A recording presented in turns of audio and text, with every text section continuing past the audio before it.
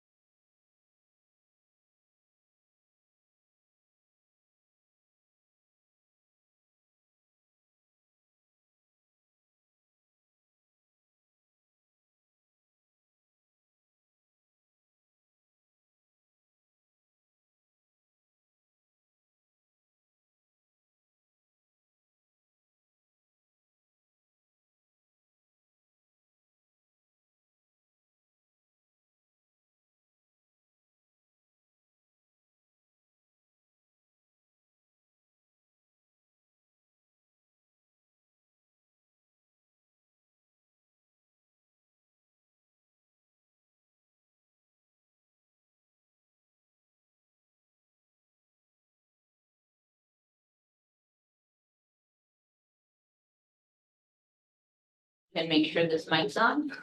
We're all set. Good. Okay. Okay, I'm Corky Crimmins and I am from Elk Rapids Township. One, I want to commend the board and say thank you for the process that you've used to distribute the opioid funds. That has been fantastic. And just speaking, because I have a personal connection with ATS, they have been around for 50 years, helping people, saving lives, helping people get out of their addictions. So I thank you for all that you're doing for each one of these organizations that has petitioned you for funds. So thank you. On a less positive note, I am using your public safety manual here. Your source book, which you published in August for the November election. On page 25, question number 8, you said, what happens if the millage fails? You wrote, the most realistic choice for the county would be to build a lockup facility. But instead, you have gone forward with the $50.5 million safety center project. On page 10, under the current jail section, 4.8, you state, the recent Antrim County Capital Improvement Plan estimated $620,000 in critical maintenance alone. According to the debt service schedule that Jeremy Scott gave to one of our members, the interest alone, with nothing going to the principal in the first year of payment, would be $1,083,750, which you say you can afford. If you can afford to make these payments just to interest alone, you have more than enough to cover the critical maintenance needs alone. You have $8.5 million. You can use that if you find the plumbing will cost an additional $2 million. What we do not want is for you to indebt our county for up to the next 25 years for up to $25 million. I have one last question. When you capped the rehab of this building at $3.5 million, did you stay within budget? Because I've heard you spend upwards beyond $4 million. Now that may not seem 3 to 4, may not seem like a lot, but that's $500,000 that could go to programs in this community. So given the track record of government, not just you, but government, which tends to overspend, why should we believe the cap at $33.5 million, which is in reality $50.5 million when you include spending $6.9 million in interest? We say, fix the jail, yes, but don't build a still too big, still too expensive safety center. Personally, I prefer you pay your police officers more. Thank you. Thanks, Corky.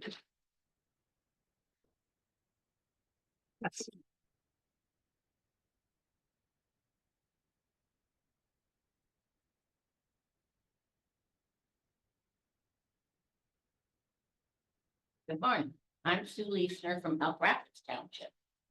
And I collected signatures for the petition to stop the bond until Antrim County citizens can vote on the scope and the financing of the safety center.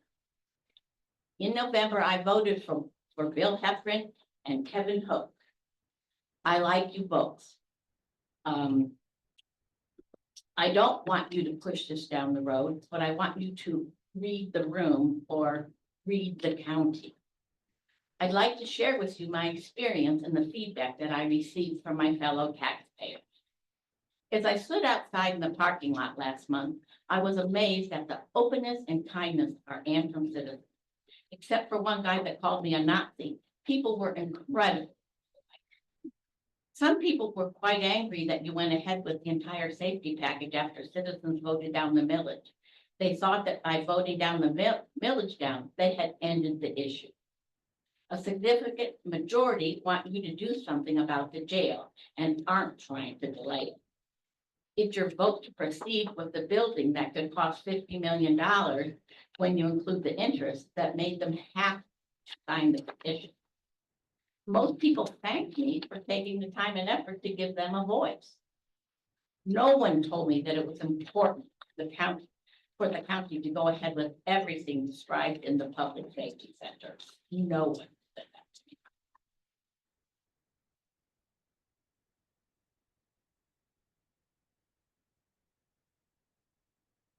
Some express that you shouldn't spend a dime to improve the experience of those in jail. Many had relatives that had worked at the jail and with some of you and agreed that the sheriff's deputies deserved an updated, safer place to work in. Some suggested that you spend less on the safety center and pay the deputies more. A few people that drove newer and nicer cars were not concerned at all about the safety center's cost. I listened to the audio of the Elk Rapids Township March meeting. It was commented that people must be getting misinformation if they were signing the petition. Never call your constituents misinformed when they don't agree with you. It's like calling them stupid. It was also said that the village only had trouble in the northern and eastern parts of the county. Well, those people count as much as the voters in the southern and western parts do. After the village market was asked to not allow us there, I spent a lot of afternoons in Mansalona collecting signatures. The people there that I met didn't feel like they were through the tough economic times we've just experienced. They haven't been able to loosen the belts they had to tighten. They are still making hard choices on the best way to spend what they've got. We know that a bond is not a tax millage, but paying off interest on a bond that may be $25 million for 25 years, leaves $17 million in interest that could be spent on our roads and schools.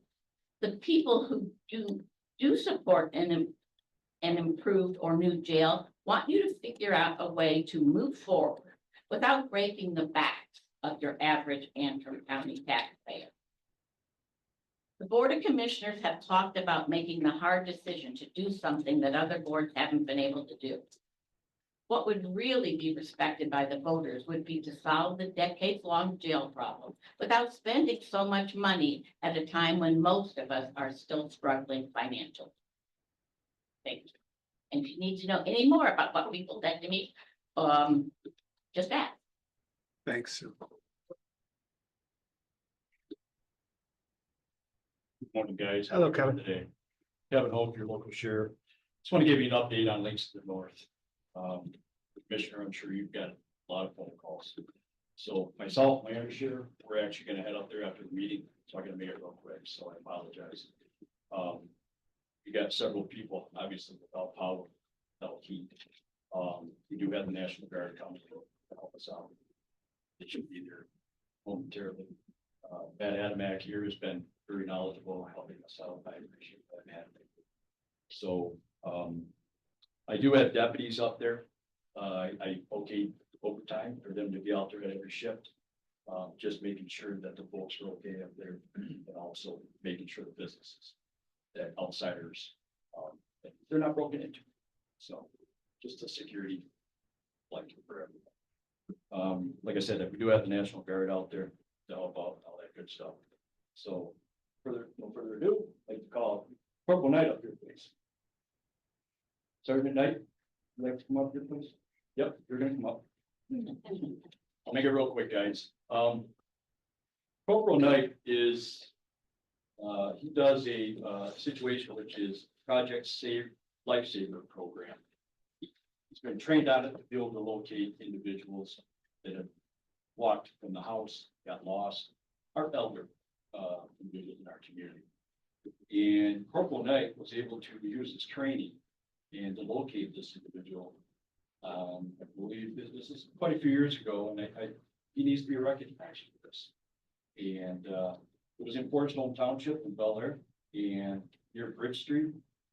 And use the tools that we have. It's like I said, it's a piece of equipment, punches in a code, and obviously the individuals that are in this program have to participate in it as well.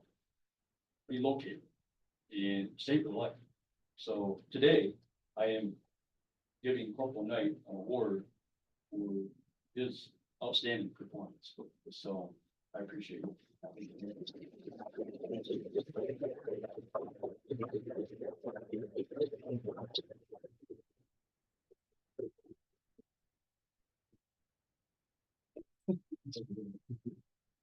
So I'm going to take off so we can head up there. So any questions from the board? Thanks, Kevin. Oh, yes, we are going to go door to door. So what we're going to do, we're going to put our seat tape on a mailbox or a doorknob. So other personnel that have been in that area as well that we check. So if you happen to see the caution scene tape, it's not a crime scene. Just to show that we've been there and making sure everybody's okay. So we're bringing water, we're bringing some food that has been brought in as well. So let's pray for our folks. So thank you. Thanks, Kevin. Sure. Any other public comment? Okay, being none, I'll move on. Regards to the agenda, can I get a motion to approve the agenda, please? Make that motion as presented. Full support. Thank you. Moved and seconded. Any discussion? All those in favor, please say aye. Yeah. Aye. Anyone opposed? Regards to minutes, March 20th, just would like to note that Dave Howman's name is spelled Howelman. We can correct that. Anything else? I get a motion to approve the minutes just with that correction then, please. As I'll make a motion to approve the minutes as amended. Thank you. Support. Thank you. Moved and supported. Any further discussion? All those in favor, please say aye. Yes. Anyone opposed? Any committee reports, liaison reports?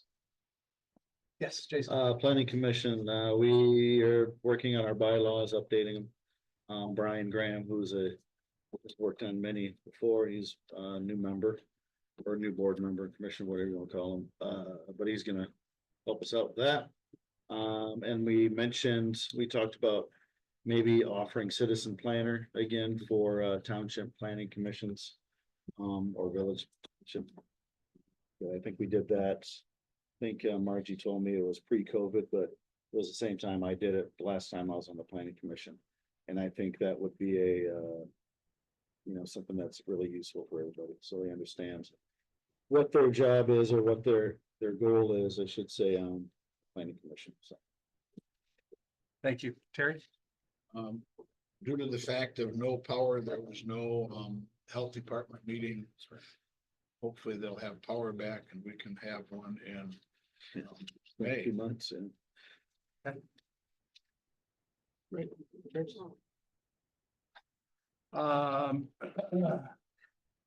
There's no unfinished business on our agenda. Moving to new business, claims and accounts.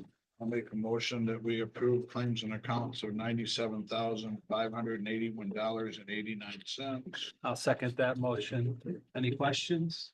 Yeah, I got a question on number 18. It says sheriff car radio installation. Is that what we paid for installation, or is that equipment included? Equipment installation. Okay, all right. And then also, can somebody explain number 35? Just for basically for the community though, the dams grant work. Can you just briefly go over Leslie. what all CBI is doing? Okay, so. Leslie, you got the microphone for me, please. Sorry. That's all right. In 2024, we received a $500,000 grant from the state of Michigan to prepare engineered drawings to update the Bel Air Dam.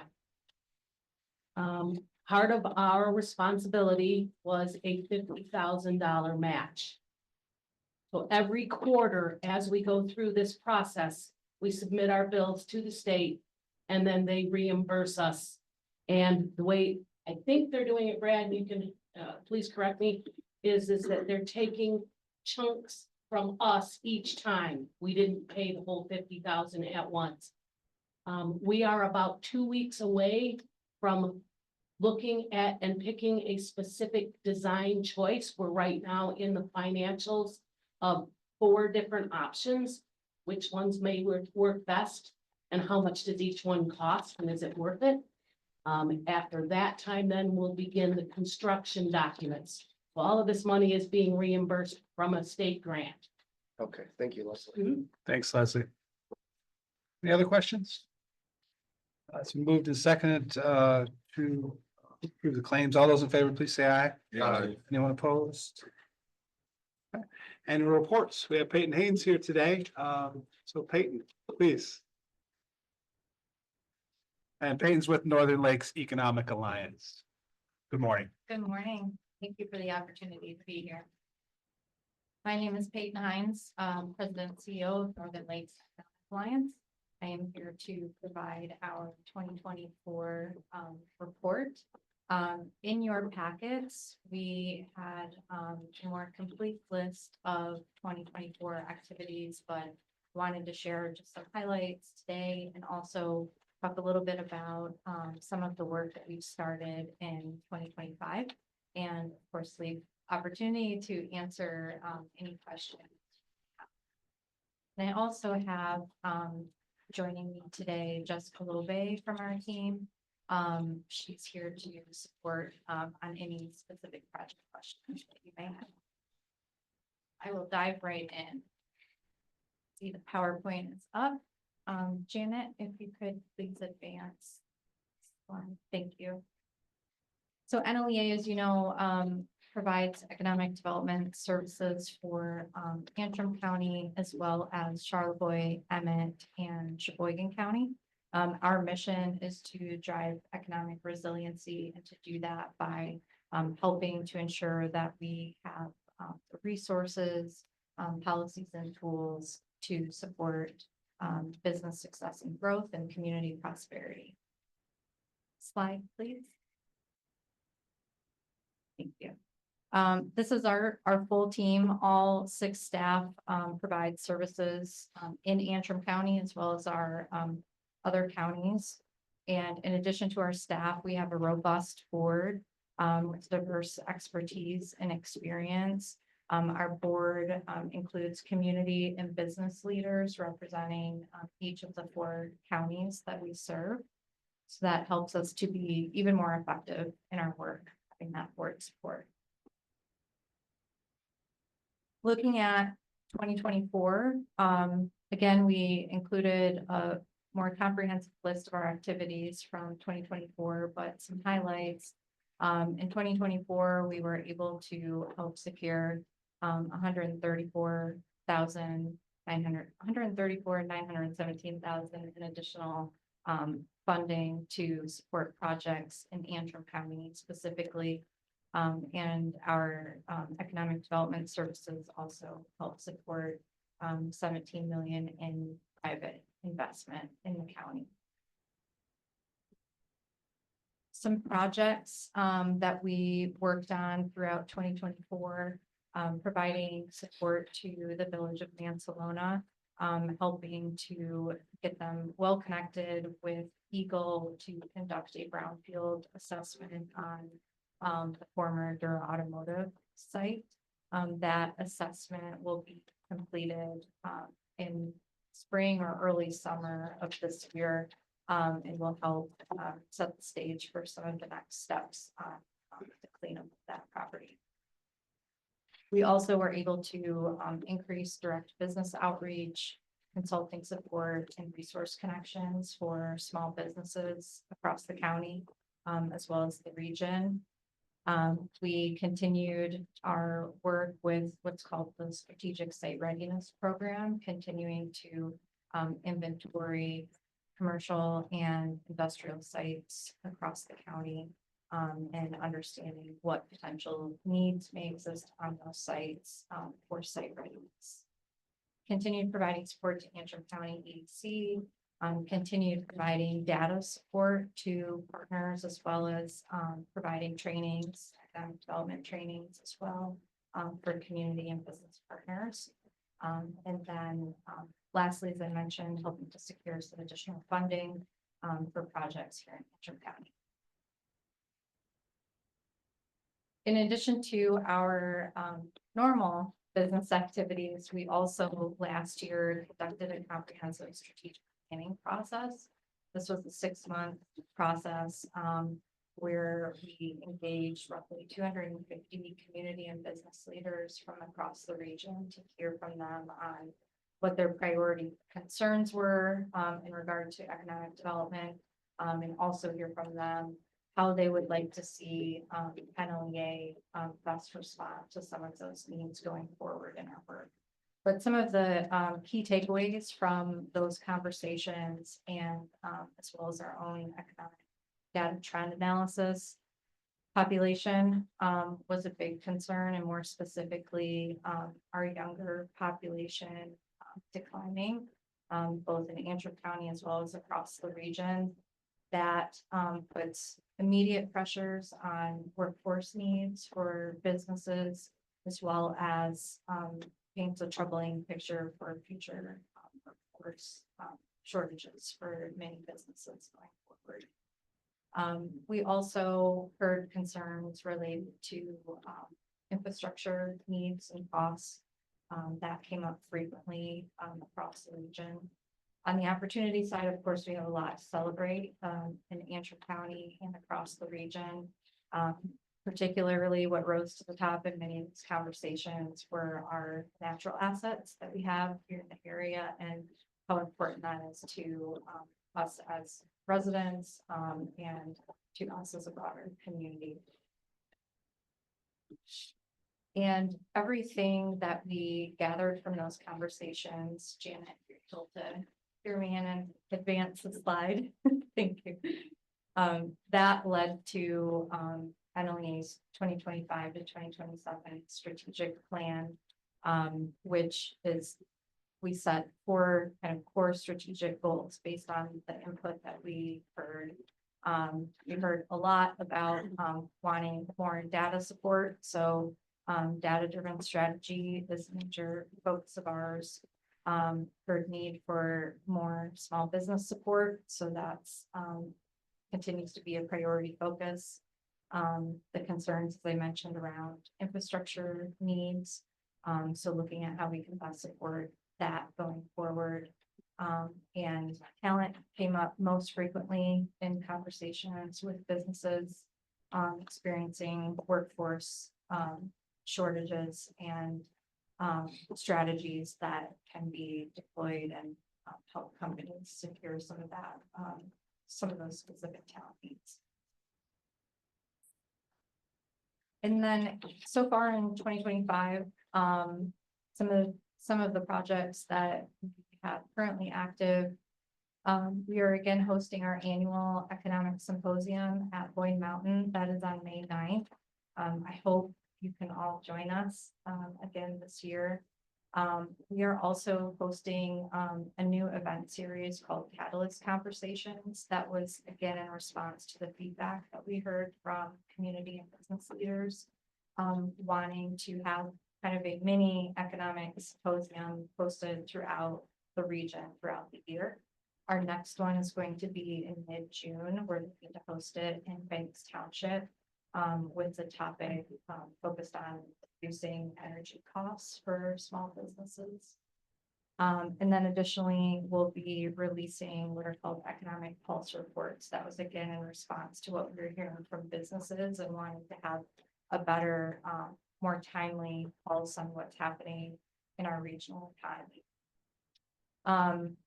Another major focus, as I mentioned, increasing direct business outreach and business expansion projects. What that means is we have had a few companies reach out to us asking for support as they look to grow in Antrim County and helping them navigate that process.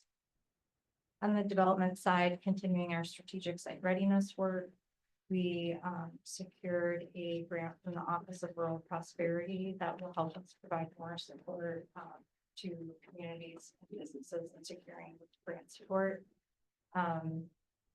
Continuing our work around brownfield redevelopment and infrastructure and continuing to host local trainings. I know Jessica Love recently was here and provided an overview of the increment financing tool. And then lastly, we received support from the Michigan Economic Development Corporation to focus on the talent retention piece. So we'll be looking at ways we can directly support companies in addressing some of their talent shortages. I think that might have been the last slide. Yes. Thank you very much for taking the time to hear the 2024 report. A little bit about what we have going on in 2025. I'm happy to answer questions on our activities or on the economic track report that we included with our update. Thank you. Thank you, Peyton. Any questions for Peyton? Wonderful job. The place is rocking.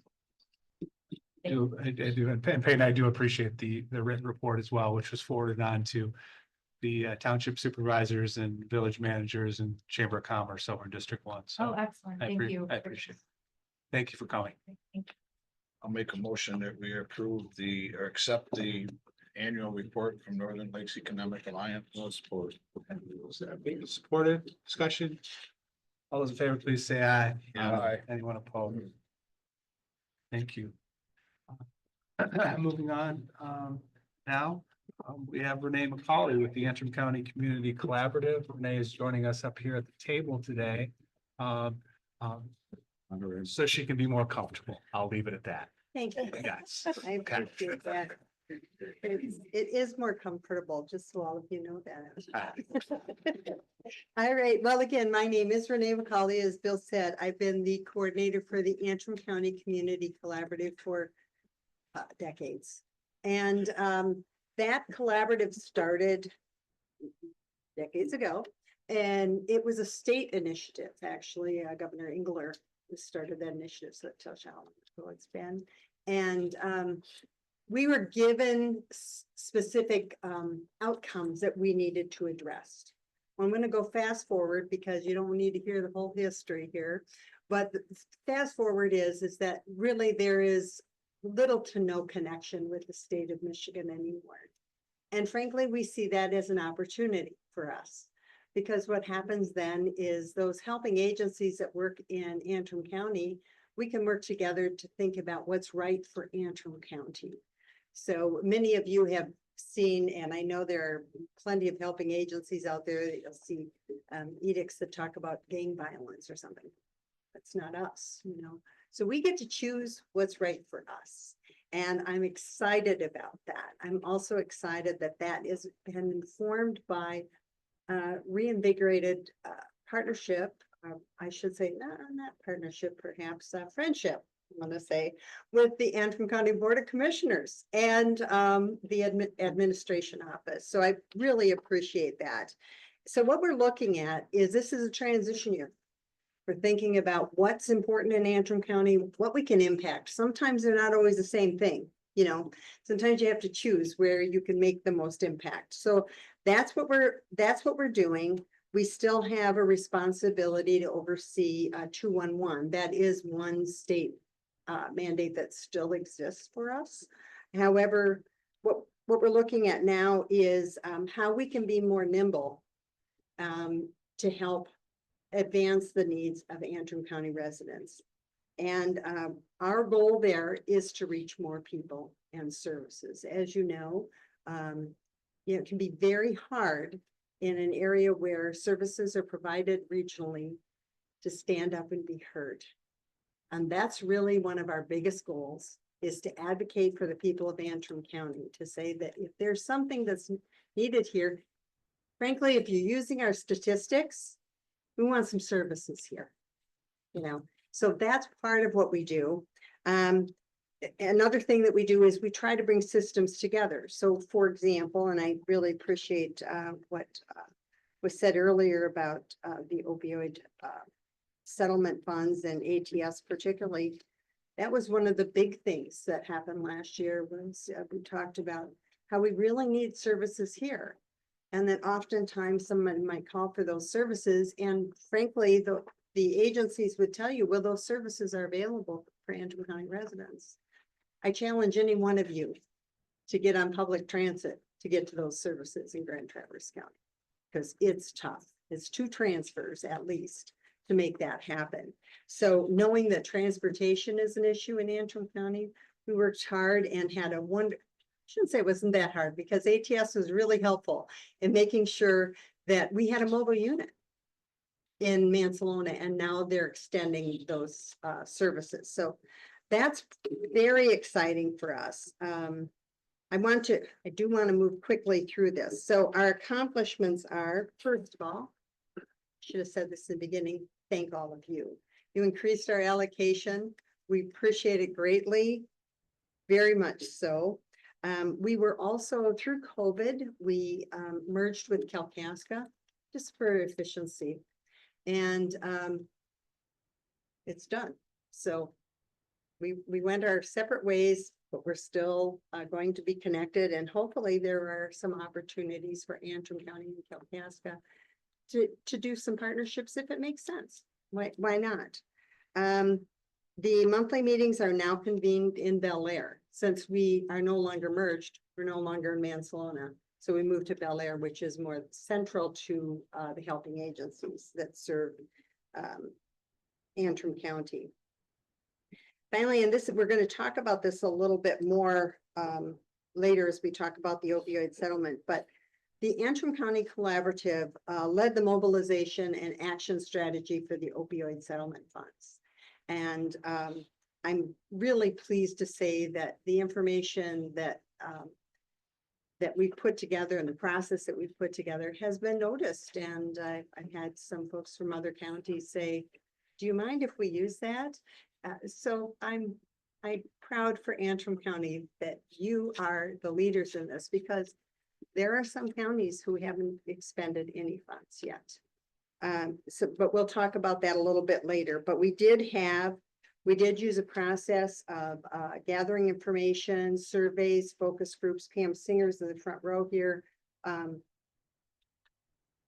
She needs a cape. She did a wonderful job and helped us out tremendously to get that information. Her expertise is in that area, and I think it provided us with a very, very fine quality report, and frankly, it was a really good value to the folks of Antrim County. So, and again, we'll come back to that a little bit later. The last thing that I had on here was that we did a countywide invitation to government officials, agencies, and the community at large to attend a jail simulation release event.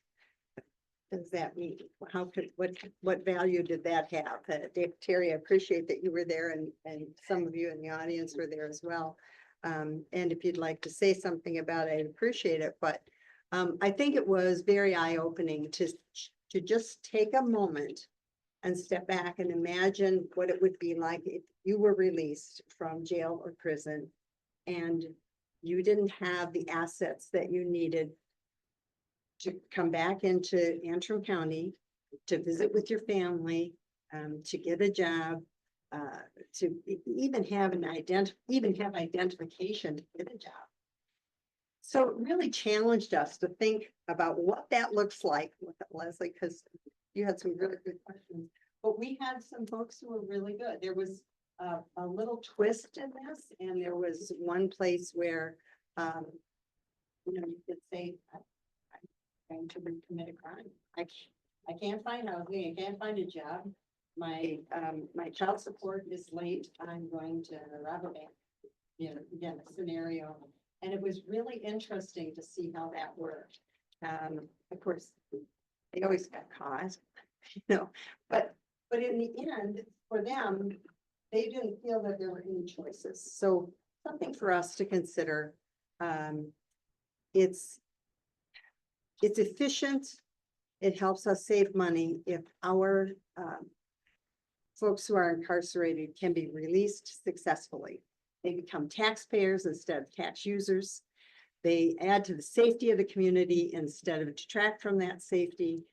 We're very excited to have that moment. And we had 60 people there. Lunch was provided. It was, I don't know, Terry, do you want to say anything? It was awesome. I mean, to see the people all work together on it, and truly, I don't think there was anybody that made it through without having all kinds of difficulties with just trying to get themselves back into the community, because it was, either A, you ran out of money, or B, you couldn't find a job. It was actually a real eye-opening experience.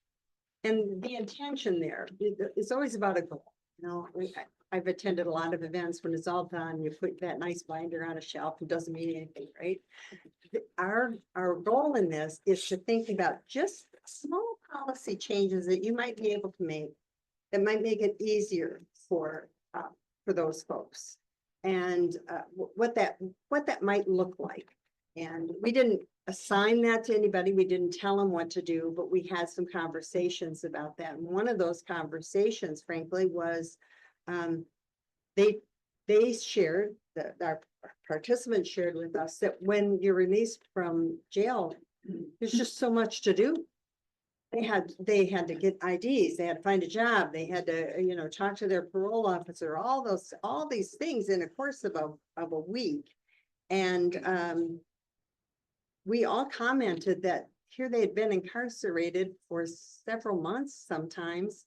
And we could have been checking those boxes there so that when they're released, they're ready, they're set for success if we can do that. We know it doesn't happen for everybody. I'm not Pollyannish about that. I know that. But we have a responsibility to the taxpayers to do what we can to make sure they are, because I think all of us would agree, we'd rather they be paying taxes than using them. So it was eye-opening. It was fun and it was exciting. I think Janet was the judge. She was. Yes, Jen, I know you hear me. So anyway, as we go forward, the expenditures and revenue, I'm just following the outline that you gave us. Our budget was, last year was $8,000. I think, we had expended all of it by June, to be honest.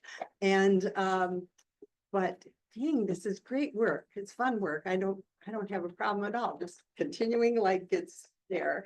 But with that said, I'm also grateful for the additional $4,000 that you provided us, because as I say, a little later in this report, my intention is to transition off.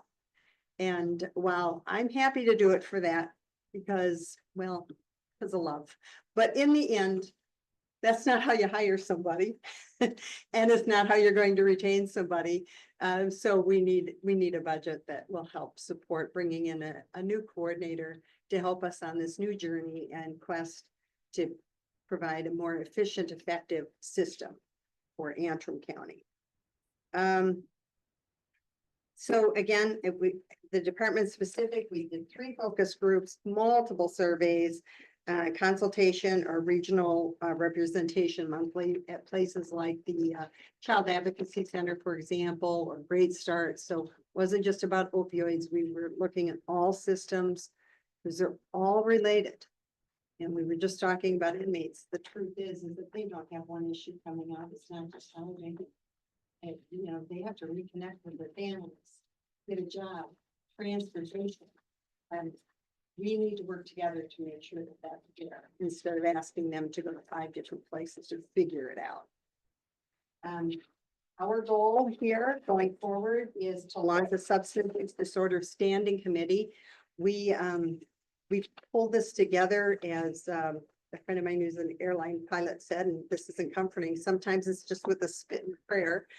So we put this together pretty quickly, and but with thought and a deliberate intent that we wanted to build a foundation that was strong for the opioid settlement funds going forward, because we're looking at 19 years of these funds. So really wanted to build that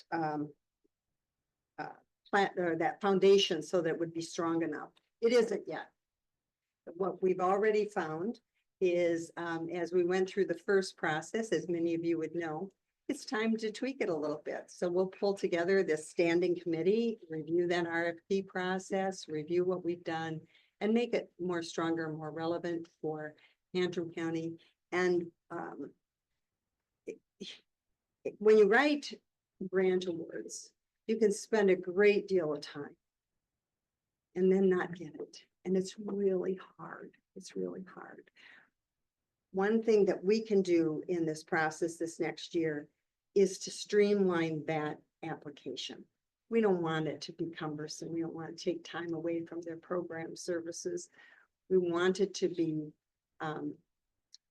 rigorous, but not overwhelming in its need.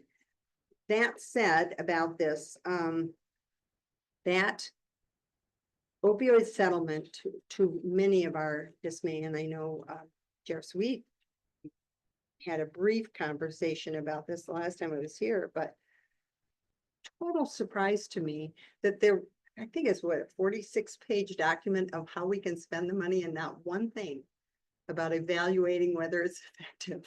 Nothing. We are under no obligation to follow up to see if they even spent the money the way they were supposed to. We just have to make sure that they said they would. That's all. That's not good enough. We can do better. So through the Antrim County Collaborative and this newly formed task force that we'll have, we're going to evaluate those. We're going to ask them to tell us what happened. And if they didn't meet their metrics that they'd outlined in their application, we're going to ask them how we can help. We have a large membership, and every one of the systems is affected by opioid or frankly substance use disorders. So we have a vested interest in making sure that they're successful, but we won't know that unless we ask them and evaluate them. And this is important again, as we're going through this transition year. My goal is to, and working with Maureen Floor, to review and rewrite the bylaws because they are ancient and still talk about state of Michigan. State of Michigan, let us go. That's okay. We're good. And we're going to be just fine. And perhaps we'll show them how it's done. I'm proud to do that. So, in conclusion, again, I don't know if I'll be in front of this body again, but I thank you for the opportunity. And we're gonna do okay. We're gonna do better than okay. I'm excited for what's ahead for the collaborative. Do you have any questions? Cheers.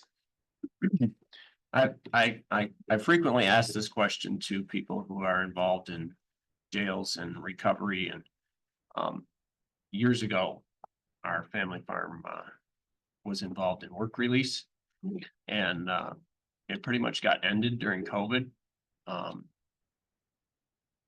Can you give me any information? Is there any other counties doing it, or is it not possible to do anymore? Because I know judges a lot of times put a tether on people so they can go out. Just could you give me a little information on that? It really isn't my area of expertise, but what I do know is there are a lot of things that left during COVID, and it was just an excuse not to bring them back. And I don't know where it's at. In Grand Traverse County, I don't know, because I go to a lot of regional meetings there, so I have an opportunity to chat there. And have you heard? That's all right, Renee. I mean, again, if you don't have any answer, I mean, again, it's Yeah. okay to not have. I an think it answer. is kind Yeah. of, because I was on the board here on the community corrections, Oh, and I think they do. okay. Don't quote me on that. Okay.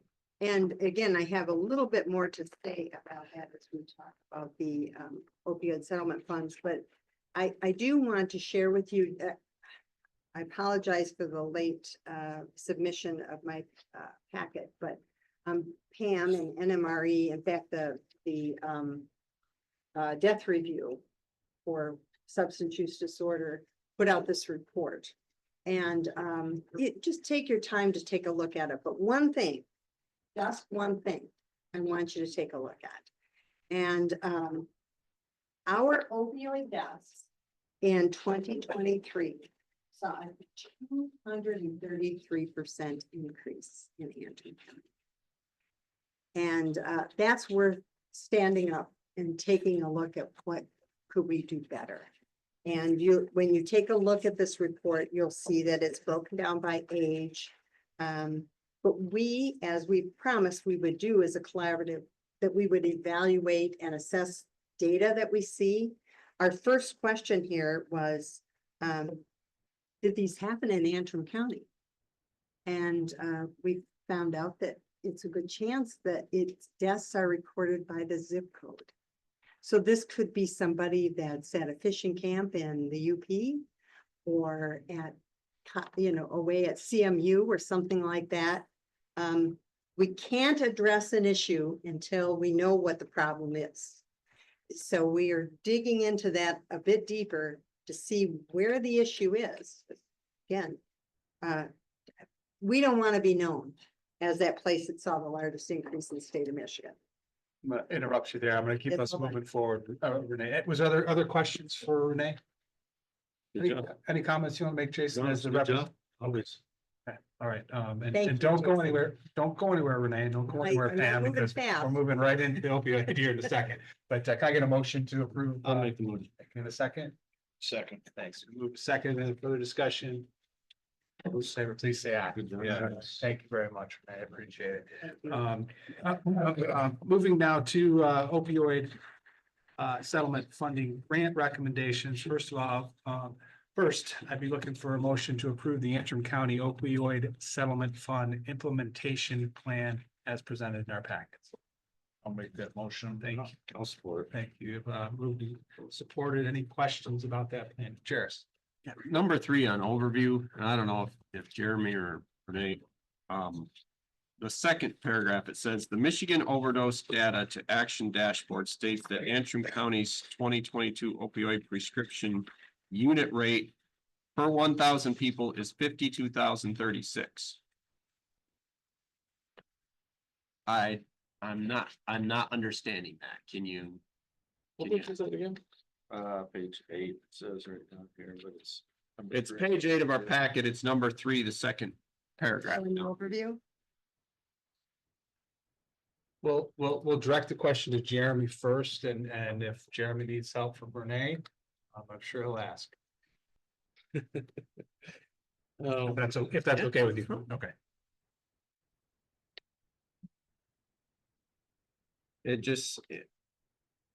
It says the county average is 42,175.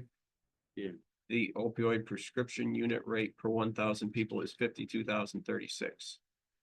And I don't understand. Would that be percentages? We can get some clarification on that. Yeah. I don't recall where that came from. It doesn't quite make sense looking at a number that says unit rate per 1,000 out of 52. I don't know. one thing I would just say about that, and again, Jairus, I don't know where the discrepancy, or if there is one between these two numbers, but rates are it's kind of wonky to work with those. The example that we just gave about the 233% year over year, that's 10 opioid deaths versus 2.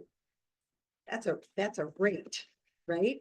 So 233% sounds really huge, and it is, by the way, but you could also say 5 times more and wouldn't sound as terrifying, so I would just say the rate, and again, we can look into it, but the rate piece, just be cautious about how we interpret that, I guess, that can be tough. Jeremy will follow. Certainly Jeremy will get the, is that good Yeah, for you? Yeah, and if that's a typo, we'll just clear that up. Okay. You're good, still moving, I mean, Yeah, okay, I'm good. I just had a question. absolutely. Ray, any questions? No. Okay, I did get a motion and a second. No further discussion. All those in favor, please say aye. Aye. Anyone opposed? Moving now to the opioid settlement funding agreement for ATS or Addiction Treatment Services. I'm looking for a motion to authorize the chair to sign an agreement with Addiction Treatment Services for the amount of $45,000 for the purpose of addressing opioid use disorder as outlined in Exhibit A of the agreement, and to add this disbursement to Antrim County's 2025 opioid settlement funding implementation plan. I'll make that motion. Thank you. I'll second. It's been moved and seconded. Questions? Yep, absolutely right. How long has ATS been with the county now? Serving the county? Been, go ahead, Jeremy. How long is ATS or? They would be a better. They would say that they provided services all along, and you could get them in Grand Traverse County. However, most recently and well over a year now, they've been providing mobile services in Mansalona. Thank you. Yeah, because our constituents had to go to Traverse City to use those services, so now they're here. Okay. Cheers. I'm just happy to see that a third of it is being designated for transportation because a lot of these people don't have it. So you've got the infrastructure, so to speak, in Traverse City. If they need to be in a recovery house or, I mean, I know they have a men's house and a women's house and a lot of them don't have a driver's license. So I'm just really happy to see that that's being addressed in here.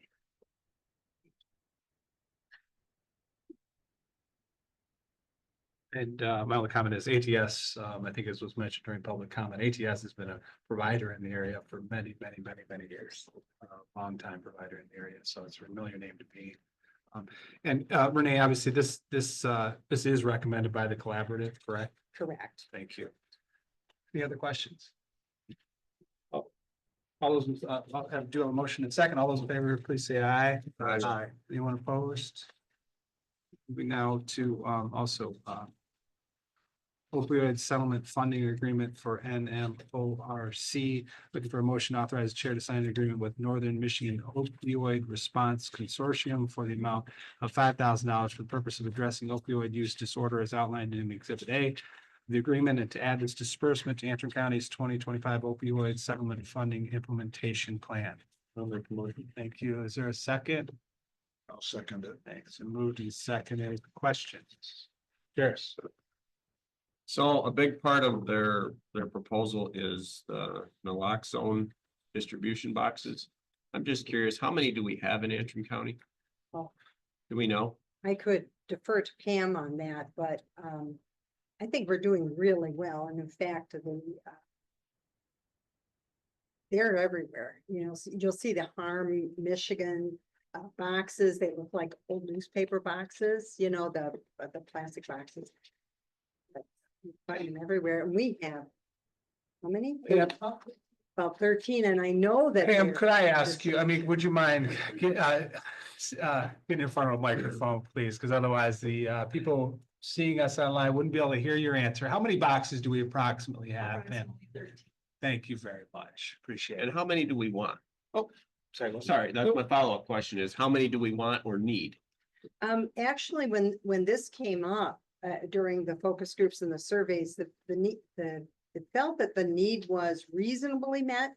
However, this said, it's worth an evaluation to bring, again, those agencies that do this to say, tell us how this is done. One of the things we found out, for example, through that Jairus was that we need to coordinate how to get those boxes populated, how we put that information or that Narcan in those boxes and how we put the information out there because it wasn't as coordinated as it should be.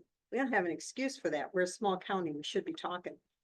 And we should be figuring out how to make that happen so that we don't have, 3 people stopping at the same Harm Michigan box and nobody stopping in another one, So that's part of what we're going to do going forward with this. This is going to be really helpful.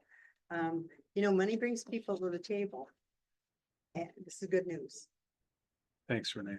Any other questions? I did just want to point out, this is, this particular project was guided towards the elderly population who would not necessarily be able to get to those boxes, which is why they're proposing putting kits together.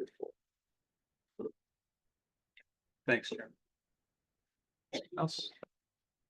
Okay, I do have a motion and second. All those in favor, please say aye. Yes. Anyone opposed?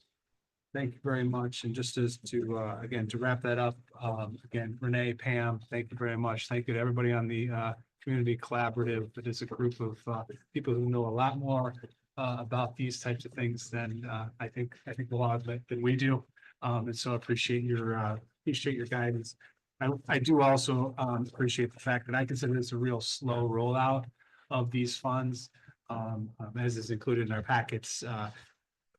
Monies received to date by Antrim County are, $465,000. So this is a very slow, I think, methodical rollout of what we intend to do with these funds, and I'm happy to see that as opposed to the alternative. So And so that when the committee met, the goal wasn't to spend the money. The goal was to provide quality, efficient services in Antrim County. And we were informed by all of the RFPs, but selected just those two. And you'll hear more about what's going forward. Thank you again, appreciate it.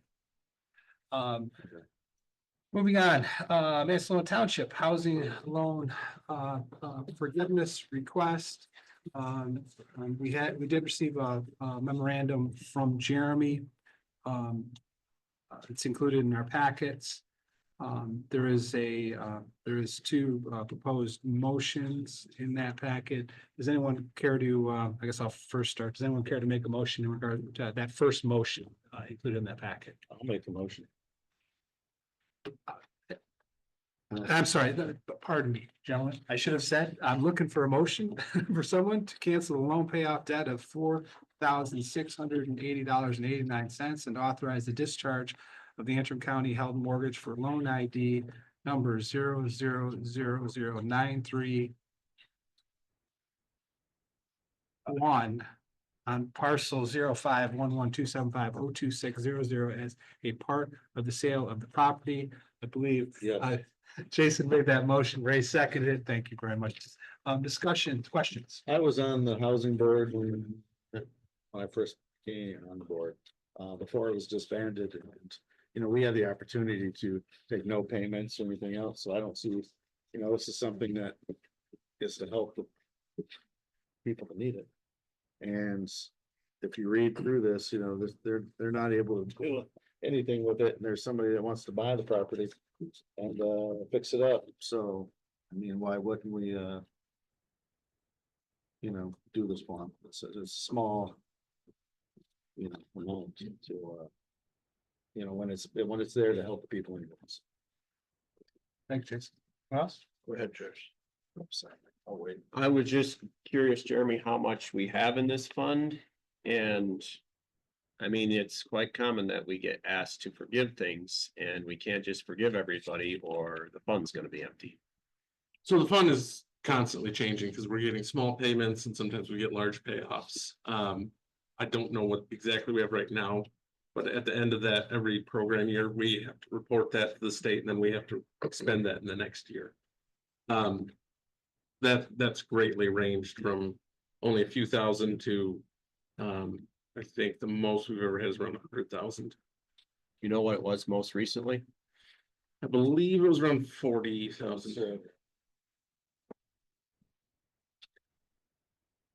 I should have pointed out that Mike Beal's been kind enough from Mansalona Township clerk to join us today. So if there's any specific questions for Mike, because this, I should have pointed out, this request was initiated by the township.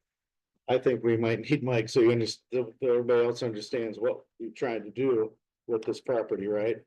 Yeah, I mean, I'd give him a little background, because it's not like you're just here willy-nilly to say, hey, forgive $4,600, you've expended a lot of time, We have, efforts, we have and been fines. working on this project for many years. I've been clerk for 16 years and I can remember working on this project when I first became clerk. That being said, we have been working with Linda for many years. She's not been able financially to maintain her property. About 10 years ago, with the unfortunate passing of her daughter, there was another mobile.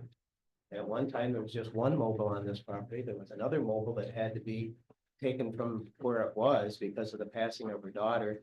And they just backed it in beside her place, which she wasn't even living in at the time because it was in such poor condition. It wasn't livable. So now there are two mobiles in there that are not livable. And we've been trying to work with her. At first, Linda thought that the township just wanted her property. The township was just trying to take the property from her, and that totally is not the case. We don't need property.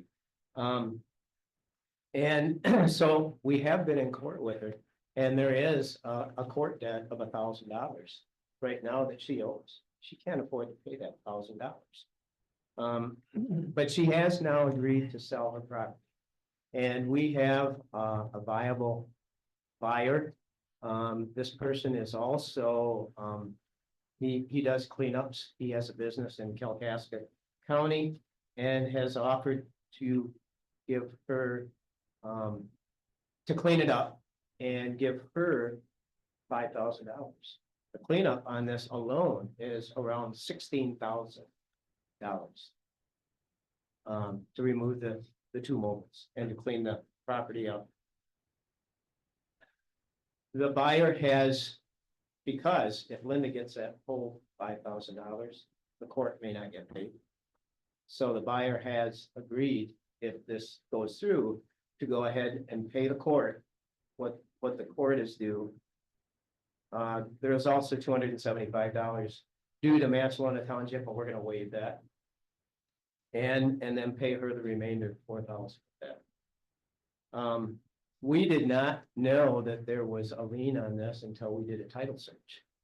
A couple of weeks ago and found this out, and that's when we requested this from the commissioners, and I do really appreciate you looking at this and reviewing it, and we just would ask, the benefit would not only be to Linda, because it would relieve her of the debt that she has. I think she probably has other debts, but it would at least relieve her of this one. It would relieve the township of this cleanup eyesore that we have been dealing with for many years. And down the road, it's going to benefit the county, because eventually the county will probably get this property. Any other questions? I'm sorry, thanks. I guess my question on it would be, you know, if it's gonna be sold and the lady's gonna get $4,000, whatever it is, why can't the price of the property be increased to pay the loan off that we have? It's a lien. Normally, a lien on a piece of property means you have to pay it off before you can sell it. So I guess my question would be, instead, just as a round number, let's say the property is worth $5,000, why don't they sell it for 46 or 9,600 to pay this off, and then the guy's still getting a good deal and cleaning it up? Well, because he's the buyer, this is the only buyer we have, and he is not willing to go above the 5,000 plus the cleanup costs. Because it's 16,000 for the. But there's 16,000 for cleanup. It's a mess. Ray, I have a question. Maybe this is for Jeremy. If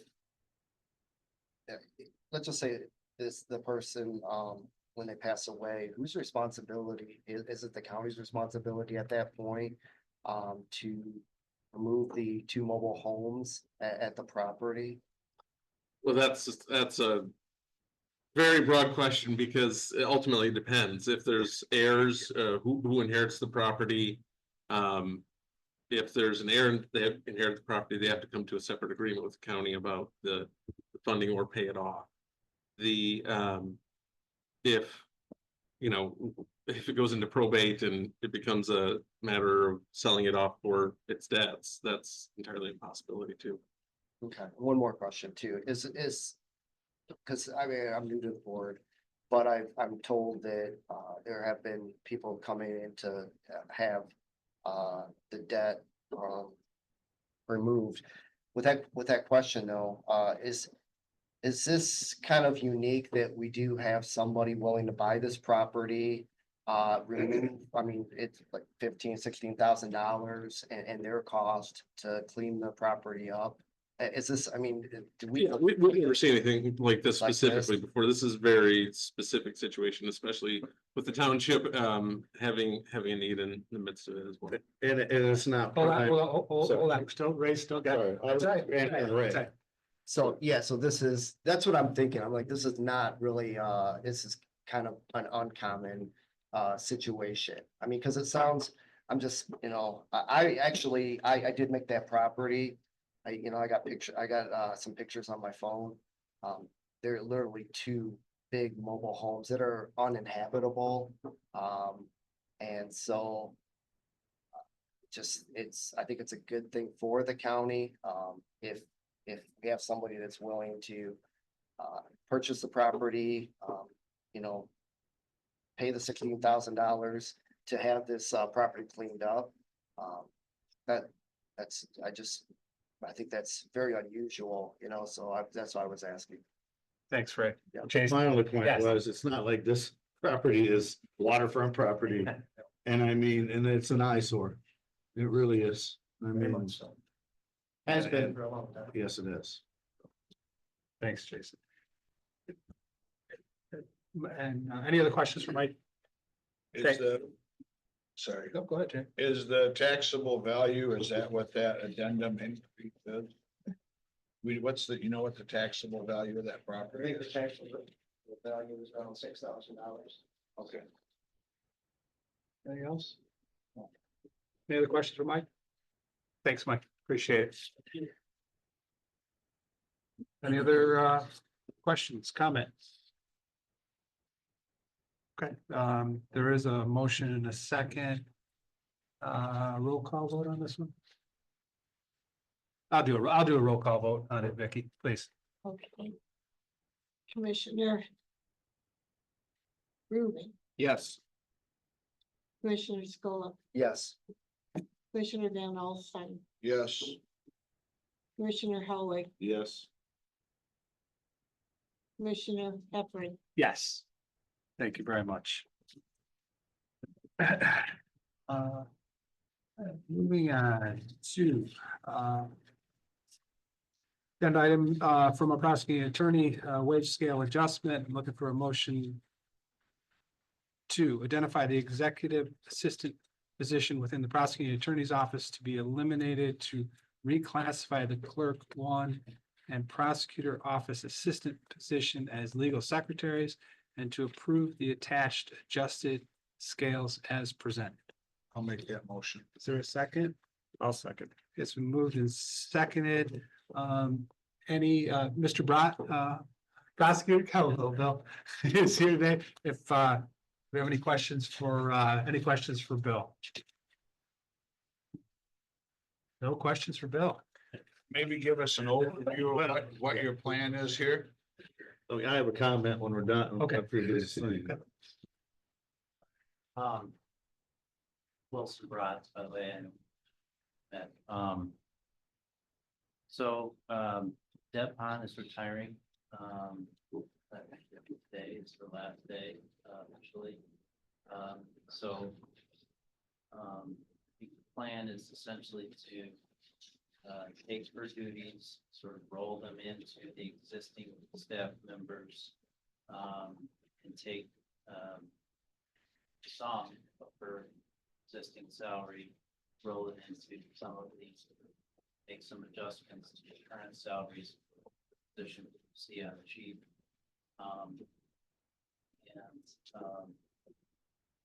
Change some of the job descriptions eventually that fit those adjustments.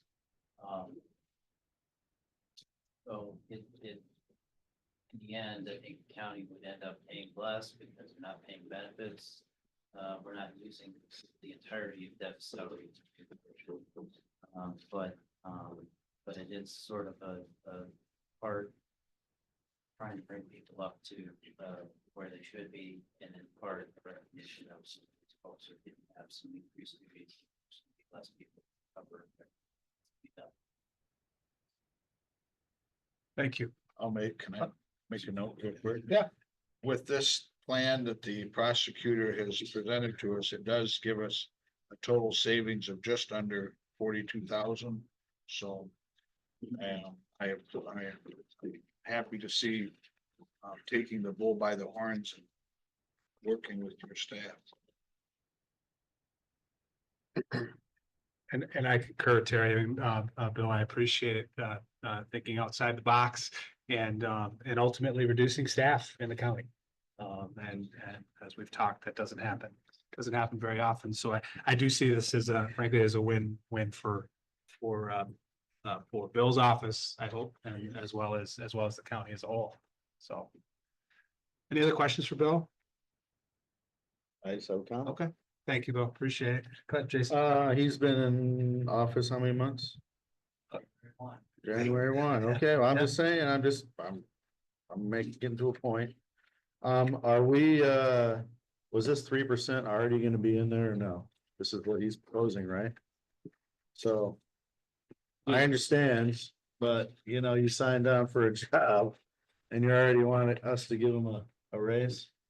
And I understand he's doing a good job, that's what I hear, but everybody, you know, I've hired lots of people in lots of different areas of expertise, and everybody does a great job first few months. Not saying he won't keep doing a good job, not saying that, but you know, the proof is in the pudding. I mean, if we're gonna do that for this area, why aren't we doing that for other areas? That's my only, and I understand you're saving money. Lots of people have came to us saving money. I've just never agreed when somebody takes a job. And it was, you know, it's that next thing you know, you want more money. It just doesn't sit right with me.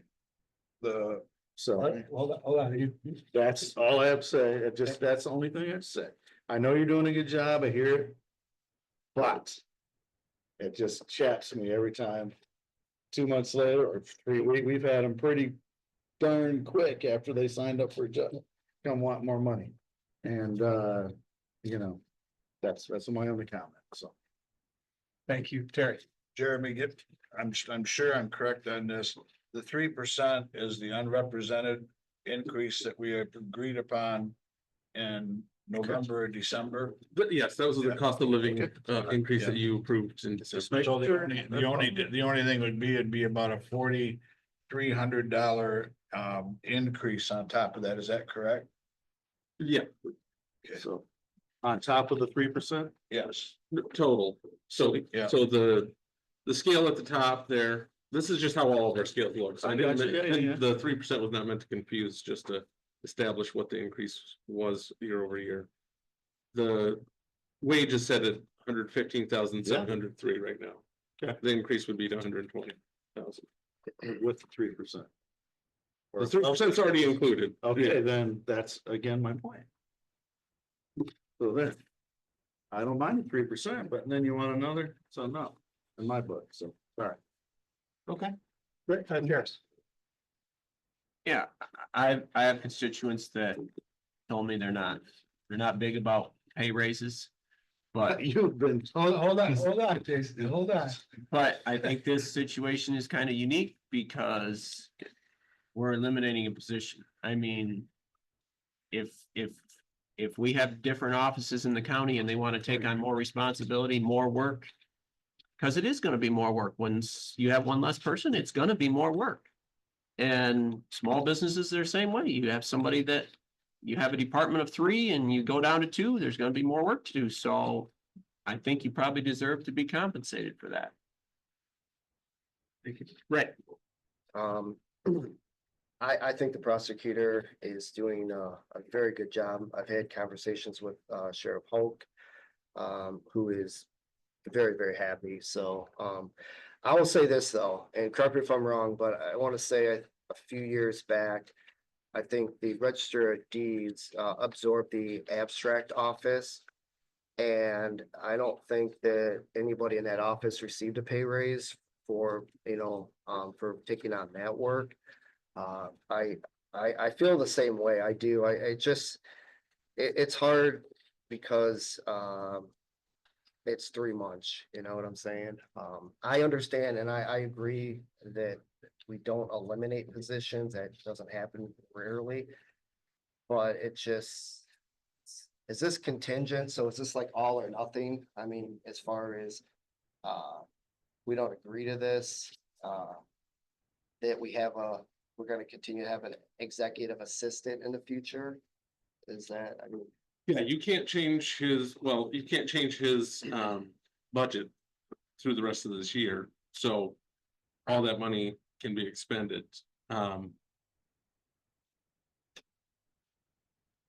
Yeah, but an all or nothing, I mean, you can of course amend the motion or make changes from there, but ultimately, yeah, if you don't do this, then that money is open to be expended because you budgeted it.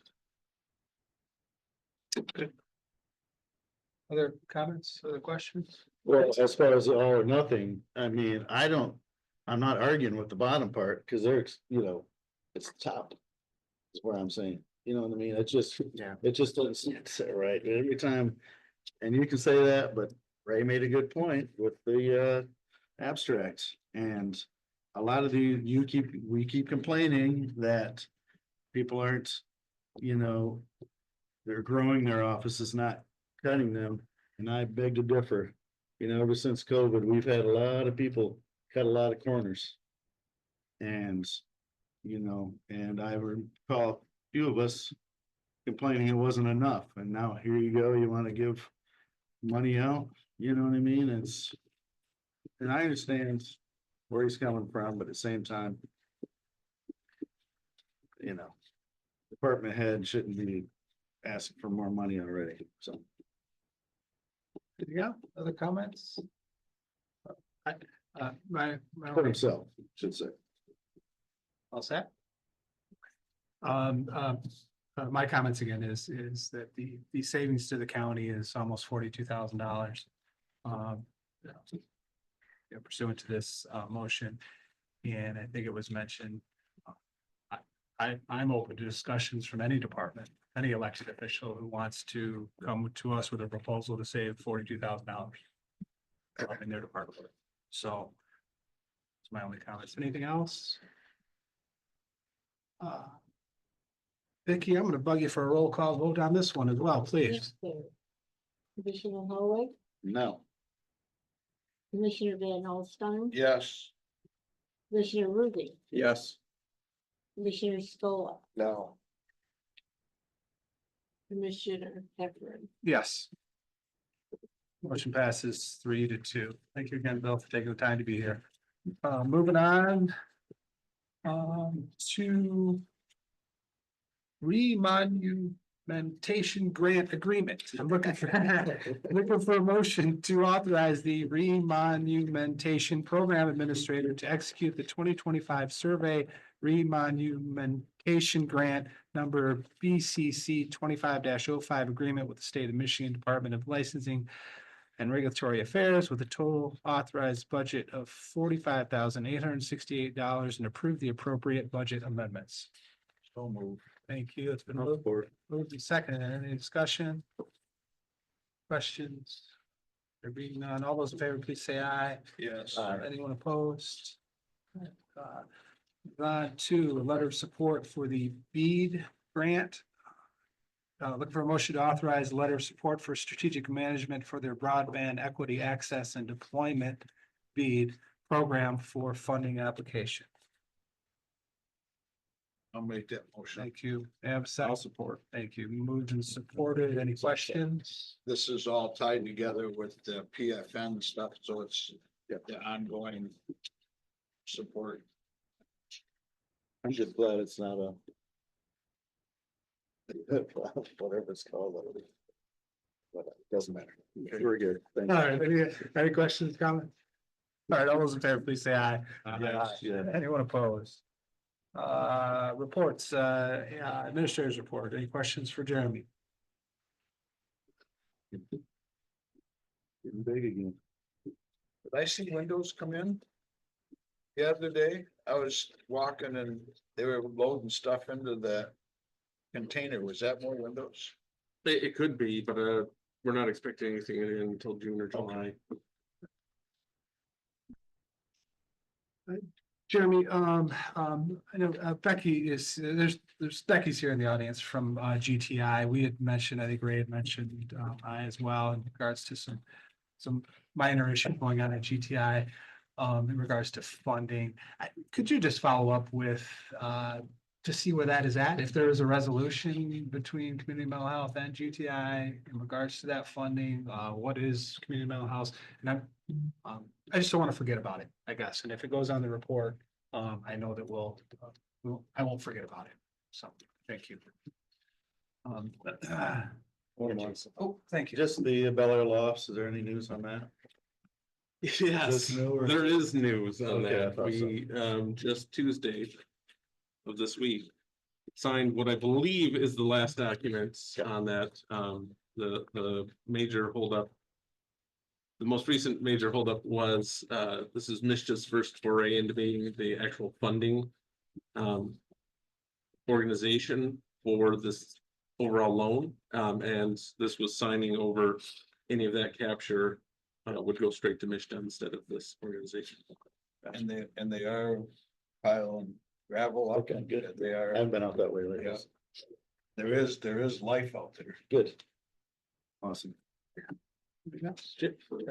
Yeah, this isn't on your report, but I had Susan ask me about the stepping up program. I know the sheriff's not here right now, but have you had any recent conversations regarding where we're at with that or not? I have not, that is 100% sheriff's, but the, I know a ongoing problem has been with no location to meet, I mean, the data is being collected, but actually integrating it with our current facility has not been possible so far.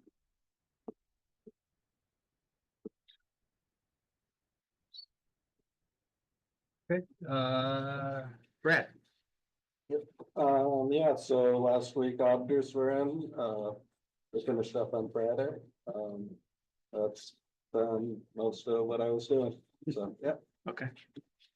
Think any question for Brad? Okay, Chairman's report. I just comment I just want to make today. I think Stu, during public comment, mentioned kind people in Antrim County. And if there's any question about whether there's kind people in Antrim County, all we need to do is every time we have a disaster or something bad happen around here and people pitch in, they get in their tractors, they get their chainsaws, they do whatever they need to do to help out their neighbors. And again, we are anyways, fortunate to live in this community. And again, thank you to all the professionals as well, obviously the line workers and emergency personnel and so forth, and all their work doing in our communities and all the surrounding communities and our neighbors all the way up to the bridge over to Alpena. So I just wanted to mention that. Any other comments tonight, Jason? I'm good. Thank you. Terry? Ray? Yeah, just reiterate what the sheriff had said, the east side of the county got hit really, really, really hard. I do reside in Lakes of the North. It looks like in some areas like a bomb just went off. I know Warner Township, they have a lot of power outage, a lot of damage. Mansalona Township, which is predominantly Lakes of the North, was hit very, very hard. So, and driving to Bel Air today, it's amazing. I mean, Alba did not really suffer too much damage. You get west of 131 and it looks like nothing ever happened. But on the other side of 131, and specifically Lakes of the North, it's terrible. So, and I see Bert's in the audience. I want to commend the road commission. I think that they're doing a phenomenal job of opening up the roads.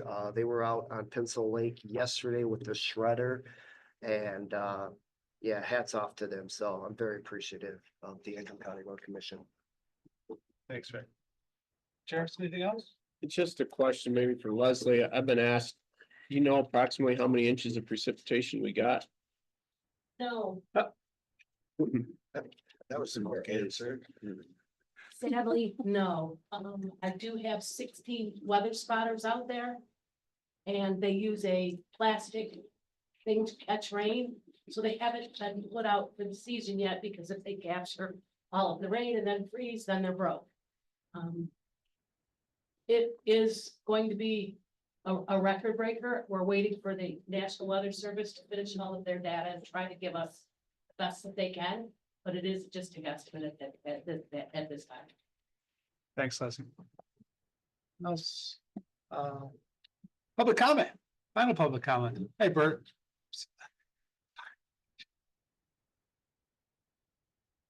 Good morning. We're having an EOC meeting here at noon, so took the opportunity to call and give you an update. Tell you where we are and everything. Wanted to point out, thank you, Commissioner Scholl, and compliments on the road commission that Chairman Hefner forgot to mention. The road commission. So without the road commission, the line crews wouldn't be able to get their line to start work, but without the power companies, we're having struggles getting through some of the roads too. So like Commissioner Scholl has said, Lakes of the North took a heavy hit out that way, the east side of the county and the north side. Banks Township, Elmira area. It just kind of got those two outer edges for us. Certainly nowhere near as bad as our neighboring counties. The other 9 that are under an emergency declaration as well. Just in the Banks Township area, we got everything opened up. We've got a crew back in there today to get some of the roads widened out. There's probably 3 to 4 weeks worth of work to clean everything up in that area. Lakes to the north, I don't know.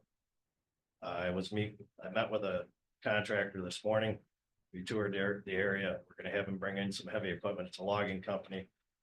They have some equipment where they can really get all this brush and debris moved fast to an open area where then it can be chipped up. So it won't be a fire hazard, it's a big brush pile. But there's many weeks of work out there. It's a lot more than we can do with our cruiser equipment. We'd be there for probably a year or more trying to clean that up. It is such a widespread area of damage. And it's not just trees down and brush down, it's broken trees hanging and leaning. It's hazardous to cut. So with this logging company coming in, they've got the equipment, they can reach out there and do it safely and quicker. Hopefully we get that down, get them in there, get that cleaned up, get out, and then maybe we can move these guys on to our neighboring counties for help. Right now, they're kind of overwhelmed, the neighbors. They've got a lot of support coming in, not sure all of it's gonna be helpful. Not entirely impressed with some of the emergency responses at state level, but that's another subject. Keep my comments to myself. And maybe for a later date. Coordination and cooperation amongst different agencies, entities has not been that great. This morning we were getting ready to get going in Lakes to the North, and power line crew showed up. I didn't know they were coming. So there's like 5 trucks, a bunch of guys. They said, we're here to help you get through roads that have lines down. They're gonna open up driveways and roads where they have lines. So like, okay, we didn't know you were coming, but we're ready to get going. So I figure we're gonna spend a lot of money the next few weeks. Might be able to get some emergency assistance from the state. See how that goes. My first time through it, 30 years at this level, never declared a state of emergency in this county. 30 years, so working through some new stuff, relying on some of my colleagues and other counties that have been through it, their expertise. So we're helping each other out. We've been in Otsego County, helping them out in Lakes of the North, pushing into an area that they really weren't able to get to. So we're appreciative of that too. Any questions? I just have one line too. Yeah, Commissioner Dana Wingo of Otsego County messaged me today thanking the Antrim County Road Commission for Pencil Lake. Pencil Lake, if people don't know, it's kind of the east side the east side of Pencil Lake goes into Otsego County. Like I'm literally 2 miles west of Otsego County, the town line. And she wanted to let me or asked me to thank thank the Antrim County Road Commission for opening Pencil Lake in that area, because the truth of the matter is Otsego County, I mean, we got it pretty bad on the east side, but I mean, their county's devastated, literally devastated. So that it's probably maybe a mile or whatever that the Antrim County Road Commission was able to clean up, because Otsego County probably wasn't getting out there. So thank you. They're overwhelmed. Yeah. They're countywide. Yeah.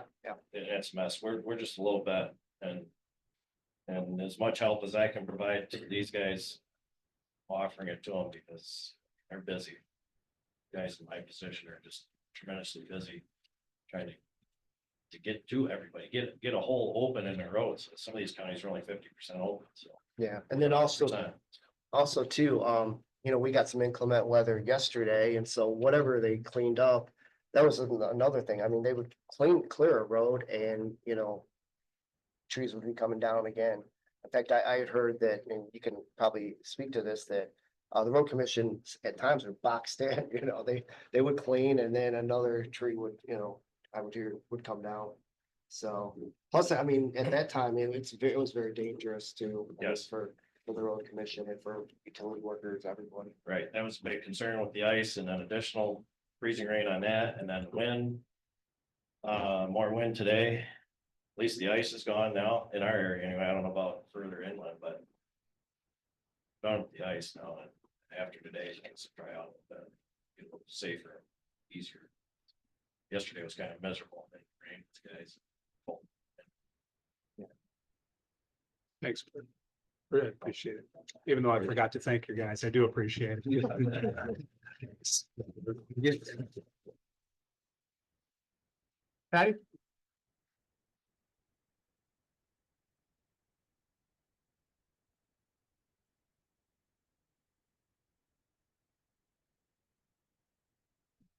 Hello, I'm having you pop your register fees. Just a couple comments real quick. First one on the monumentation fund. We do collect it per document. And I can tell you right now that we have collected a total of over 30,000 last year. We do get a fee. We get to keep that for the county. It's 0.6%, 0.06%. That amounts in $450 that we have. It's kind of like a pass through. We collect it. We keep the fee, it goes to the treasurer's office and then the treasurer's check. The other thing is I realized we gave the prosecuting attorney's office, we adjusted their wage. I'd like to say that you have 4 other elected officials that are not in the comparables that has been agreed upon. And I would really wish you would take a look at that to make us all the same. We just wanted the average. And there are 2 of us that have 25 years experience in the elected position compared to those 3 months. Nothing against them, but I would just like to be compared with our comparable counties. Thank you. You should take a look at that. Thanks, Pat. Thank you. Anyone else this morning still? Okay, if there's no further public comment, we are adjourned by order of the chair. Thank you very much, everyone.